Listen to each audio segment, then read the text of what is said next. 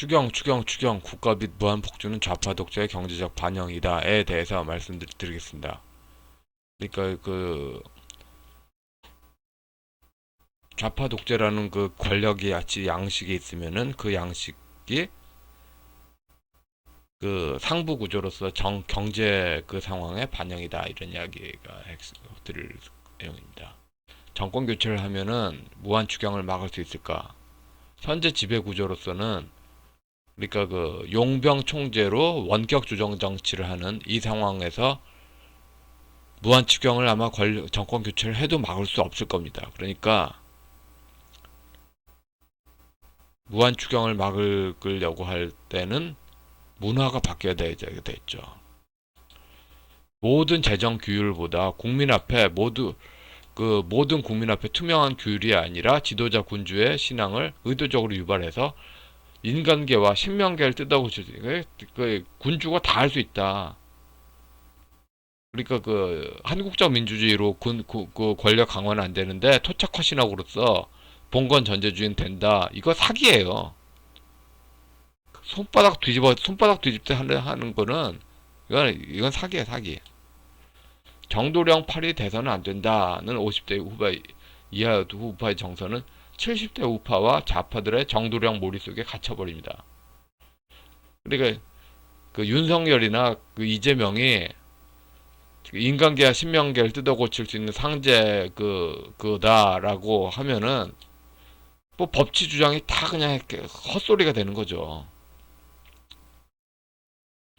중도, 중용, 균형, 상생, 조화, 한참 이거 디테일로 뭐 모든 거를 뭐 그 균형 있게 한다 이렇게 말을 하지만 이것의 공통점은 뭐냐면은 중화 민족의 지배 양식을 끌고 온다. 조선 왕조가 끌고 왔다고 해도 결국 이거 청산하기로 했잖아요. 청산하기로 했는데 왜 이렇게 끌고 와? 중화주의 시스템은 특정 시족만의 권력 독점입니다. 분산이 아닙니다. 그렇죠?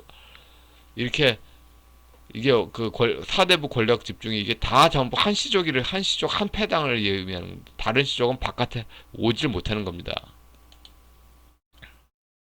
그래서 이 그 사진으로 요약을 했잖아요. 김무성, 박지원, 이 저기 김대중, 김정일, 노무현, 김정일, 문재인, 김정은, 이렇게 그 홍콩 같은 양제적인 대승불교 군주적인 주권론에서 이 특정 시종만을 권력에 앉히고 나머지를 배제하겠다. 이 모든 원인은, 이게 이렇게 된 원인은 뭐냐면 탈규제를 했으면은, 귀족이 제어가 됐으면은 문제가 아닌데 지역주택 사기가 왜 벌어졌을까요? 한국에는 한마디로 그 서초동 법원 그 변호사 그 로펌 지대 빼놓고는 법에 대해서 자신 있게 뭐 신뢰 있는 사람이 없는데, 그 동전의 양면처럼 민법이 그렇게 발달되지가 않아가지고 사기 거기에서 참 약하죠. 일단 그래 사기 한번 당하고서 또 변호사 비용까지 내면서 이걸 뒤집겠다는 모험을 걸 수 있는 사람이 많지가 않다는 걸 전제로 진짜 사기꾼들이 너무 설치고 있습니다. 사기꾼의 사기 증명이 참 말처럼 쉽지는 않습니다.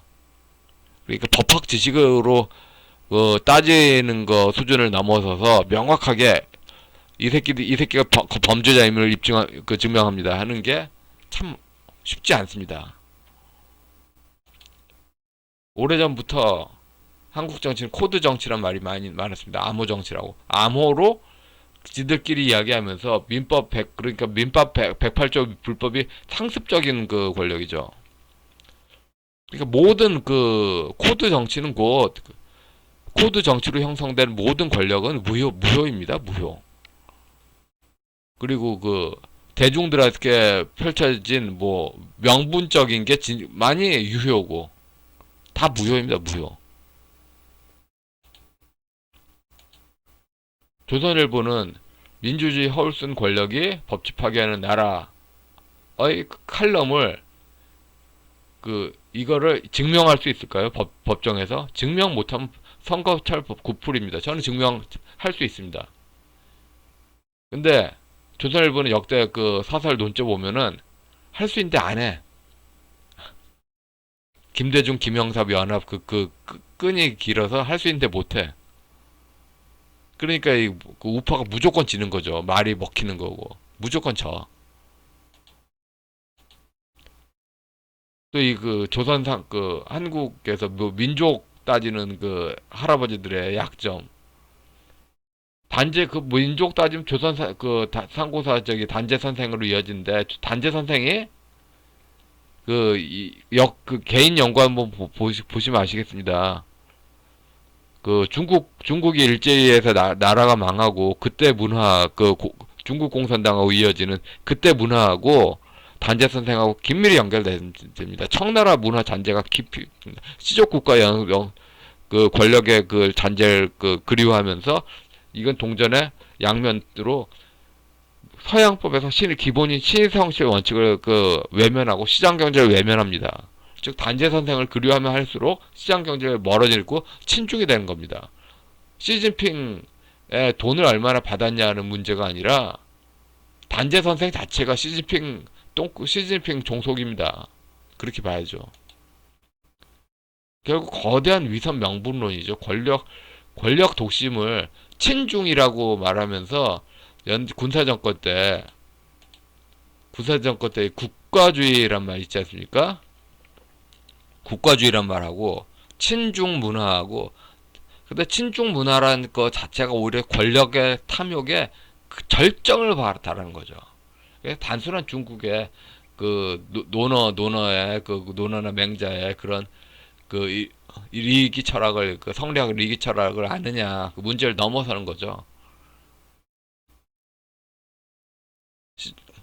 동도 서기는 그렇게 동도에서 시족 국가의 권력 독점 이거는 그 약속을 깨면 깰수록 시족끼리 자기들끼리만 잘 먹고 잘 살면 된다는 것이 이익이고 이게 세금 살포 매수 정책이 이렇게 나타나는 거고 동도 이게 그다음 서기 시족 국가 극복하기 위해서 지켜야 할 약속이 있다. 이거는 동도 서기는 천도교의 슬로건인데 이거 자체가 거대한 민법 110조 형법 347조의 사기를 의미하는 겁니다. 서양법으로는 사기예요. 사기예요. 사기.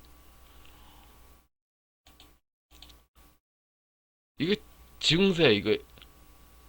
증세는 지배 권력의 매수 비용으로 이 권력 독점하고 연결되잖아요. 그리고 자기 권력 독점하는 시족에 연결된 층의 그 대가에 아니 바깥에 할까요? 바깥에 정가하죠. 조선 왕조도 그랬어요.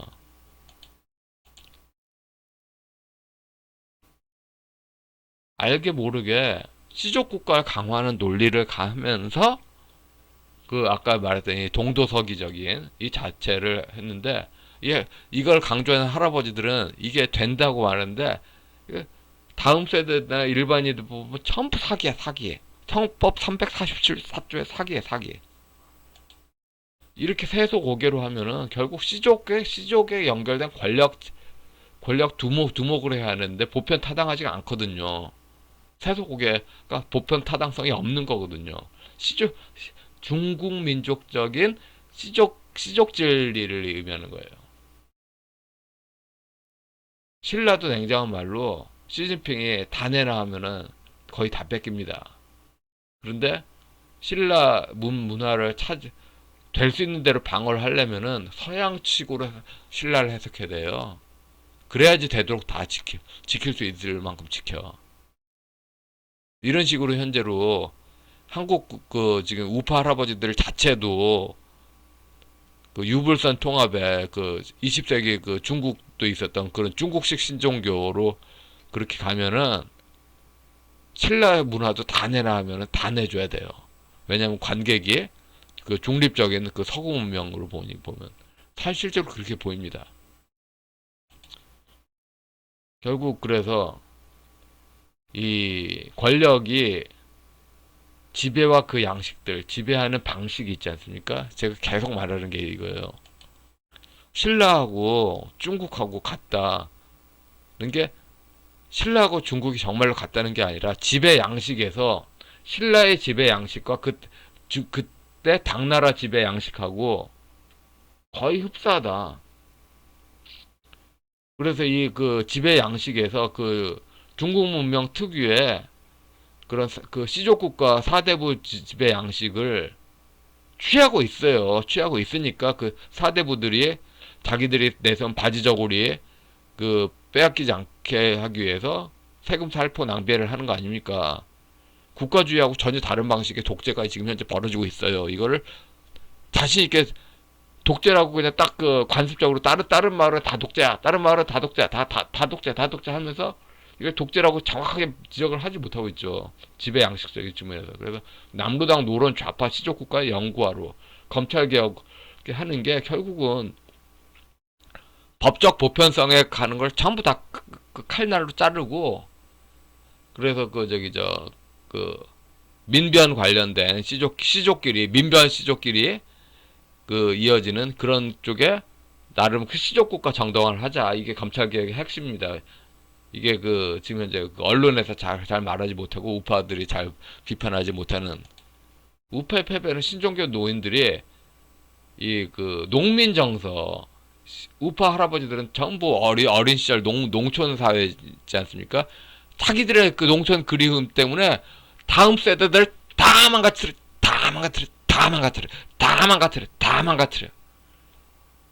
이 조화, 균형, 중용, 상생 전부 꽝이었어요. 꽝. 저는 박근혜 탄핵이 본질적으로 잘못됐다고 여겨지는데, 그렇다고 거기에 연결됐다고, 사실 그러면은 그 새로운 그 저기 박근혜하고 연결된 사람이 권력을 그 교체를 하면은 또 박근혜가 탄핵 복귀되냐? 그것도 아닙니다. 긴 그때 장식이 그때 방식 벌어진 게 위법 불법했다는 입증 과정 이어지니까, 사실 그 정권이 그렇게 윤석열이 만약에 잡아도 잡는 건 하나의 첫 단추일 뿐이지 큰 문제 그렇게. 그래서 일단 혼수를 둡니다.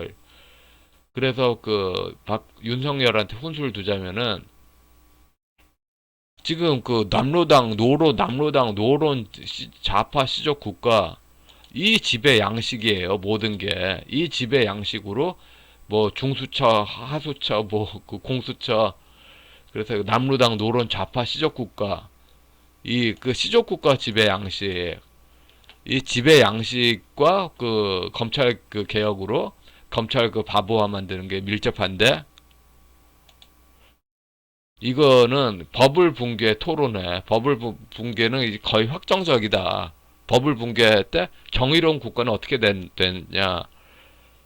그 좌파들이 그 결국은 그 노론 일당 독재 국가처럼 그 노론에 아무도 덤비지 못하게 합니다. 소송으로, 민간 소송에서 정치 권력하고 맞붙을 수 있는 개인이 없습니다. 그런데 이 버블이 붕괴된다는 토론을 하면은 막강한 대중들이 그 지배 시족 그 마피아와 대결할 수 있는 구도가 됩니다. 특히 대선하고 맞물리면 더욱더 대결할 수 있습니다. 버블 붕괴하면은 대규모 세금 결손이 나타납니다. 대규모 세금 결손이 나타나는데, 그럼 공무원의 그 공무원 공화국을 못하게 되거나 아니면 공무원 공화국을 유지하기 위해서 더 많은 세금을 그렇게 해야 되잖아요. 이런 논쟁을 주제를 그 대선 전에 그렇게 버블 붕괴는 확정적인데 어쩔 거냐 하는 그 토론회로 가는 게 맞겠죠. 여기서 그 또 저기 건설사 연결된 분들 살리려고 버블 붕괴도 막아야 된다 이런 식으로 하면은 도대체 이 그 시족국가 권력 지배 양식을 깰 수 있는 방법이 없습니다. 전혀 없어요. 전혀 없어. 민간은 하다못해 그 조국 사건에서도 명예훼손 소송으로 그렇게 그 태클 거는 것에 아주 두려워하고 있습니다. 조국이 물론 아주 잘못됐죠. 근데 지금 현재 그런 그 전략적 봉쇄 소송에 막히지 않고 이 시족국가 지배 양식을 해체하기 위해서는 버블이 그 2, 3년 안에 확실히 붕괴된다. 그때 그 하는 걸 미리 토론하자. 대선 때 미리 토론하자. 정확하게 그렇게 그 시족국가 지배 양식 이것으로는 더 이상 안 된다. 이걸 그러니까 시족국가 지배 양식이 국가주의보다 더 흉물이다. 이런 걸 토론을 해야 될 것입니다. 예, 여기까지 하겠습니다. 일단은 그 입증 과정이 그래서 시족국가 지배 양식이 독재다는 사실의 확신 이것이 토론 과정에서 이어져야 될 것입니다. 예, 여기까지 하겠습니다.